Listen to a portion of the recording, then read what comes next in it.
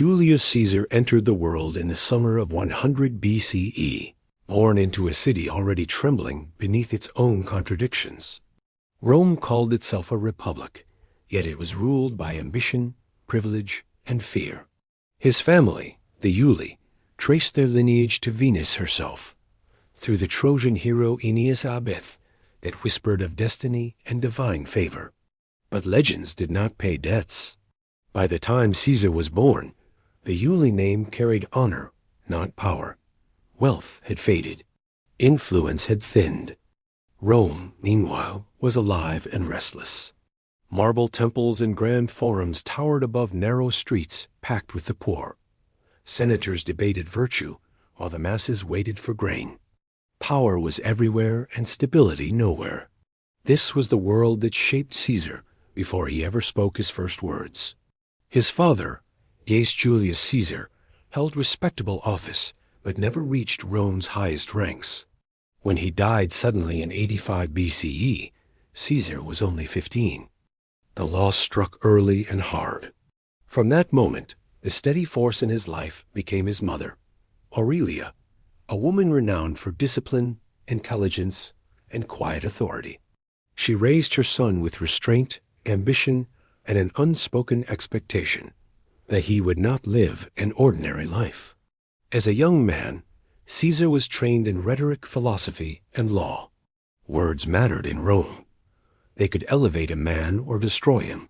He listened to great speakers, absorbed their techniques, and refined a voice that was calm, commanding, and persuasive.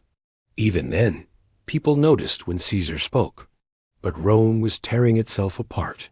Two factions battled for control of the republic: the populares, who claimed to defend the people, and the optimates, guardians of senatorial privilege. This conflict was not abstract. It was deadly. It reached into homes, marriages, and futures. At 16, Caesar married Cornelia, daughter of Lucius Cornelius Cinna, a powerful leader of the populares. It was not merely a union of affection. It was a political declaration. When the dictator Sulla seized power, he ordered Caesar to divorce her.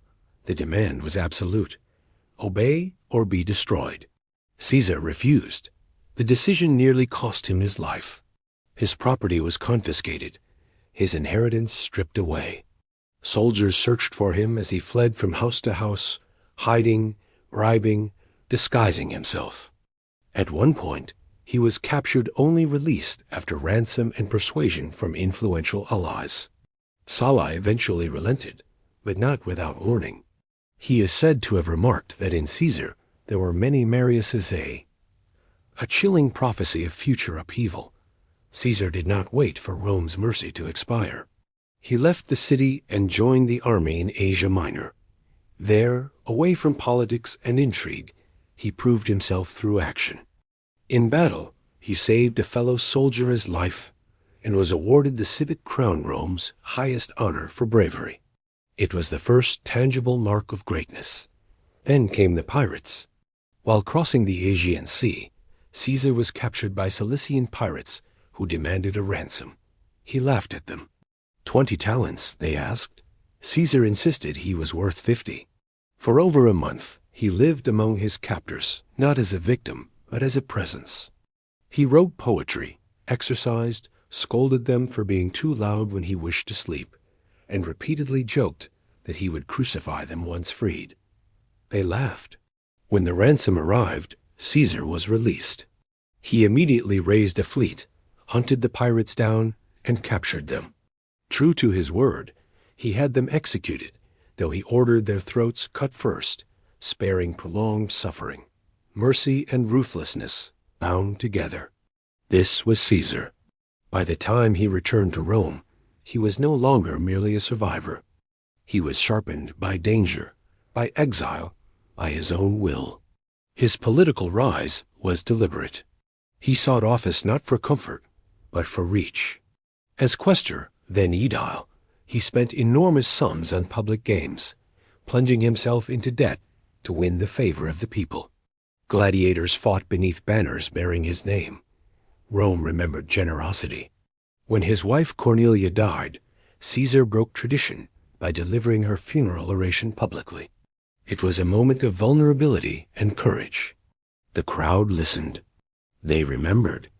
In 63 BCE, against older and more established rivals, Caesar won election as Pontifex Maximus, chief priest of Rome. It was a bold gamble, and he staked everything on it. Walking to the vote, he is said to have told his mother that he would return either victorious or not at all. He returned victorious. Yet politics alone was not enough. Caesar understood Rome's truth. Lasting power came from armies. As governor of Hispania Ulterior, he finally commanded troops. He campaigned relentlessly, defeating tribes, securing wealth, and earning the loyalty of his soldiers by sharing their hardships and rewarding their service. When he returned to Rome, his debts were cleared and his ambitions expanded. To reach the summit, Caesar forged an alliance with two giants, Pompey the Great, Rome's most celebrated general, and Crassus, its richest man. Together, they formed the first triumvirate, bending the republic through influence rather than law. Elected consul in 59 BCE, Caesar pushed through reforms despite fierce opposition. Then he claimed what he wanted most, Gaul. For nearly a decade, Caesar waged war across vast lands. His legions marched through forests, rivers, and frozen plains. They fought tribes who resisted with desperation and courage. Caesar wrote of these campaigns, himself turning conquest into narrative, war into legacy. He crossed the Rhine to intimidate Germanic tribes. He sailed to Britain, reaching lands Romans believed lay at the edge of the world. His soldiers followed him not out of fear, but devotion. But Gaul did not fall quietly. In 52 BCE, Vercingetorix united the tribes in open rebellion. At Alesia, Caesar faced overwhelming odds. Surrounded, outnumbered, he ordered walls built, not one, but two. One to contain the enemy, one to protect his men from reinforcements. Hunger, exhaustion, and blood followed. When Vercingetorix finally surrendered, laying his arms at Caesar's feet, Gaul was broken, and Caesar stood unrivaled. Rome, however, had changed. Crassus was dead. Pompey had turned. The Senate demanded Caesar relinquish his command. He knew the truth. Without his army, he would be destroyed. In 49 BCE, Caesar crossed the Rubicon. There was no turning back. Civil war consumed the Republic. Caesar advanced with speed and restraint, offering clemency to those who surrendered. Pompey fled east. At Pharsalus, Caesar defeated him decisively. Pompey escaped to Egypt, only to be murdered by those seeking Caesar's favor. Caesar wept when shown his former ally's head. In Egypt, he met Cleopatra sharp-minded, ambitious, determined to rule. Their alliance reshaped the eastern Mediterranean. From there, Caesar moved swiftly, crushing resistance. "I came, I saw, I conquered," he declared, not as boast, but fact. By 45 BCE, the war was over. Caesar returned to Rome as master of its fate. Named dictator for life, he reformed debts, expanded citizenship, reshaped the calendar, and rebuilt the city. He envisioned a Rome that was ordered, stable, and vast. To many, he was salvation. To others, a king in all but name. Honors accumulated, statues rose, coins bore his face. The Republic's ancient fear of monarchy stirred once more. On the Ides of March, 44 BCE, Caesar entered the Senate. Daggers flashed. 23 wounds followed. He fell beneath Pompey's statue, betrayed by men who believed they were saving Rome. They were wrong. His death unleashed chaos. The Republic collapsed into war. From its ashes rose an empire ruled by Caesar's heir, Augustus.